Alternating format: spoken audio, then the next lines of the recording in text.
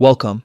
If you've ever noticed Gmail suggesting quick replies like thanks or got it, and you'd rather type your own responses, you're in the right place. In this video, I'll show you how to turn off Smart Reply in the Gmail app step by step. Let's get started. First, open the Gmail app on your phone. Make sure you're logged into the account you want to adjust. Once the app is open, look in the top left corner for the menu icon that's the three horizontal lines, also known as the hamburger menu. Tap on it to open up a list of options. Next, scroll all the way down until you find the settings option and tap on it. This will take you to a new screen where you'll see all the email accounts connected to your Gmail app. If you have multiple accounts, select the one where you want to turn off Smart Reply. After tapping on your account, scroll down a bit until you see an option labeled Smart Reply. It'll usually have a small checkbox beside it that's already checked by default.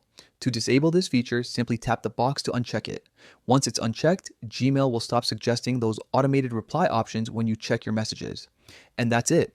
You've successfully turned off Smart Reply in the Gmail app. From now on, you'll have full control over how you respond to your emails. No more automatic suggestions popping up at the bottom of your screen.